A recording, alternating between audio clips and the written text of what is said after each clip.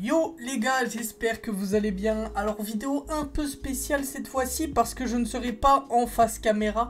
Mais je tenais quand même à faire cette vidéo parce qu'on a beaucoup de news sympas. Donc voilà, retour de la face cam sûrement la semaine pro. Mais sinon n'hésitez pas à aller voir ma dernière vidéo qui est sortie dimanche. Petit best-of sympatoche. Sur ce, bonne vidéo les gars. Pour commencer les gars par CSGO, le Major Antwerp, comme je vous en parle depuis des mois maintenant, a débuté ce lundi. Sauf que je tourne cette vidéo avant les premiers résultats.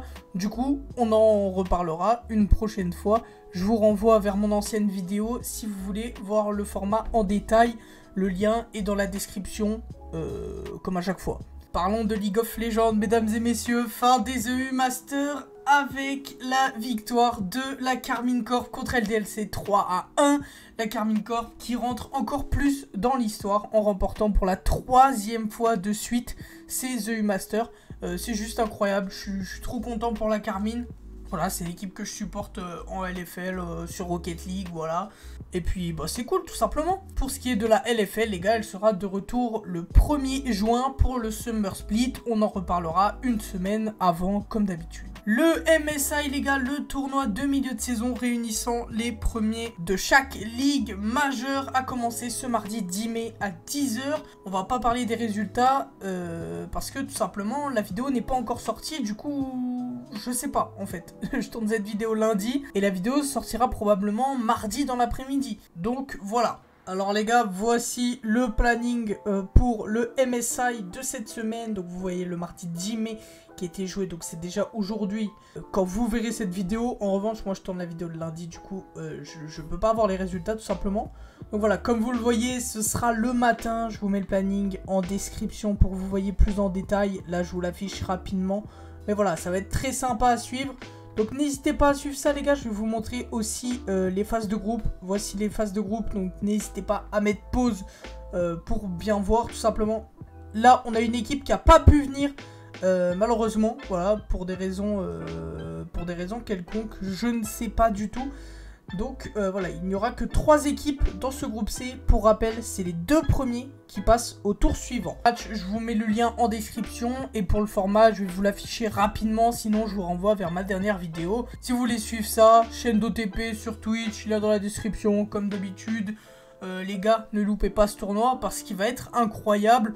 On en reparlera bien sûr, du bracket des qualifiés dans un prochain épisode. Bon, parlons mercato parce qu'on a beaucoup d'infos croustillantes les gars. Ricker quitte la team LEC de Mad Lions pour aller en LFL chez la team BDS Academy.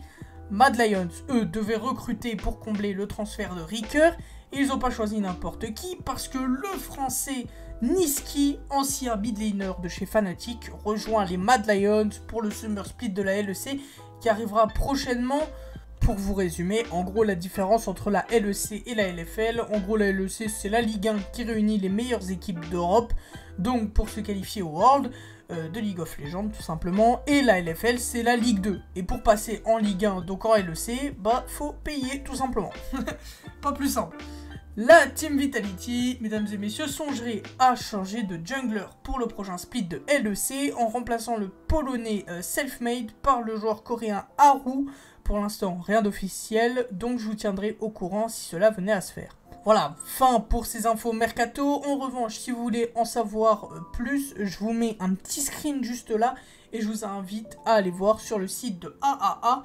Je sais pas si je le prononce bien, mais le lien sera en description. Parlons de Rocket League les gars, le début du premier régional d'Europe a commencé. Si vous voulez savoir le format, je vous mets une vidéo de Rocket Baguette en description où tout est bien formulé, qualif au World, etc. Donc n'hésitez pas à aller faire un tour. Maintenant, parlons des résultats, mais juste avant ça, la Team Queso a quitté la scène Rocket League alors qu'ils avaient été finalistes du dernier Major, donc c'est quand même incroyable, se voient remplacés par la Team Moist Esport. Donc ils récupèrent les mêmes joueurs, notre français Vatira, Joyo et Rise, ainsi que leur coach Noah, et gardent également le même nombre de points qu'avant. En gros, c'est la Team Queso, mais avec un nom de team différent. Voilà, il n'y a pas plus simple. Autre info les amis, Solari a annoncé son roster pour Rocket League et pas des moindres puisqu'ils ont recruté le roster néerlandais, donc To, Mike Boy et Wally, ainsi que leur coach JG 7. Voilà, je sais pas si je le prononce bien, on s'en branle. Bon, parlons maintenant des résultats, les gars. On a au départ 16 équipes. Voilà, les 16 équipes du classement qui sont classées dans le winner bracket. Si tu perds, tu vas en loser. Si tu perds dans le loser bracket, t'es éliminé. Tout simplement, il faut aller le plus loin possible pour récolter des points pour se qualifier au World. Les 6 premiers vont au World. Donc, je vais vous afficher le classement juste là avant de voir les résultats. Voici le classement, les gars. Donc, comme vous pouvez le voir, BDS qui est premier, ainsi que Moist Esport, Dignitas, Endpoint, Semper et Evil Genius sont très très bien. Ensuite, on a Vitality et K-Corp, puis etc. Voilà, je vous laisse aller voir tout ça. Alors, Solari n'a pas de points, tout simplement, parce qu'ils viennent d'arriver. Mais ça va très très vite, les gars, récolter des points. Voici les résultats du premier régional de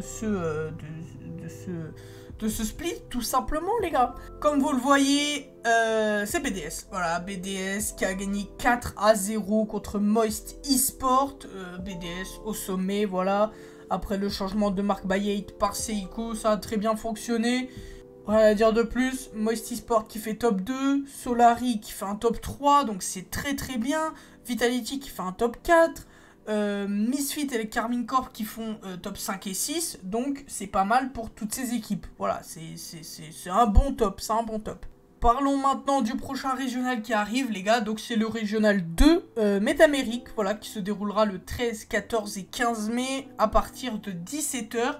Si vous voulez suivre ça, chaîne de Rocket Baguette, bien évidemment. Pour ce qui est du régional 2 d'Europe, ce sera dans 2 semaines, tout simplement. En fait, c'est une semaine sur 2, et à la fin, ça conclut par le Major. Les meilleures équipes vont au Major. Donc c'est good, tout simplement. Voilà, les gars, fin de Rocket League. Si vous avez des questions, n'hésitez pas à les poser en commentaire. Sinon, n'hésitez pas à aller voir la vidéo de Rocket Baguette qui explique tout bien le format. Si vous voulez mieux comprendre, tout simplement. Mais c'était très cool à suivre ce régional 1 d'Europe pour l'instant. J'ai regardé quelques matchs et c'était vraiment très intéressant pour le coup. J'espère que vous avez pu regarder ça. Les amis, l'Overwatch League a débuté ce week-end. Pour ce qui est du format très simple, on a 4 tournois dans l'année avant les playoffs. Les équipes sont réparties en 2 groupes, la zone ouest et la zone est. Pour la zone ouest, il faut finir dans les 6 premiers. Et pour la zone Est, dans les 3 premiers, parce que dans la zone Est, ils sont moins, tout simplement. Après, tu récoltes des points en fonction de ton top dans le tournoi. Et à la fin, les meilleures équipes de chaque zone se qualifient au playoff. Voilà, pas plus simple pour le format, les gars, c'est très très simple. On parlera vite fait des résultats chaque semaine, pas en détail bien sûr, mais un petit bilan classement sympathique. Alors voilà, pour la première semaine, les amis, voici les résultats. Comme vous le voyez, les Dallas Fuel, qui a été considéré comme une des meilleures équipes de cette saison, a perdu 3-0 contre les Houston Outlaws. Super match d'ailleurs. Et aussi, comme vous le voyez, les Houston Outlaws ont perdu 3-2 contre Toronto Defiant. Voilà, pour ce qui est des différents résultats, je vous les mets, je scroll. N'hésitez pas sinon à aller faire un tour sur le site de l'Overwatch League. Et on fera aussi un petit bilan classement. D'ailleurs, le voici, le classement pour la première semaine. Et pour ce qui est du planning de la semaine prochaine, les gars, je vous le mets juste ici. Si vous voulez voir les matchs, ce sera sur la chaîne YouTube français de l'Overwatch League. Tous les liens seront en description. N'hésitez pas à aller faire un tour.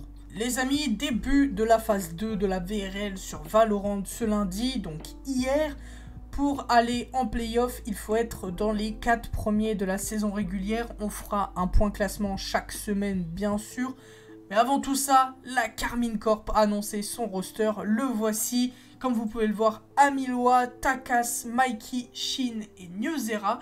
Très belle équipe. Et on a aussi Vitality qui a annoncé son roster que voici. Bon Cold, Nathan K, je crois. Je sais pas. Excuse-moi. Buddy, Sender et H1 Beer, sûrement. Un truc comme ça. Alors, à l'heure où je tourne cette vidéo, les matchs ne se sont pas joués. Mais quand vous allez voir la vidéo, les matchs seront joués. Alors, n'hésitez pas à aller voir les résultats ou à regarder les matchs. Tous les liens seront en description.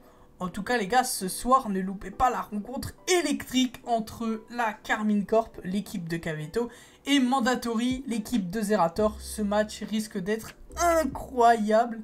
Et pour ce qui est du planning de la semaine prochaine, je vous l'affiche juste ici. Donc, n'hésitez pas à mettre pause si vous voulez voir.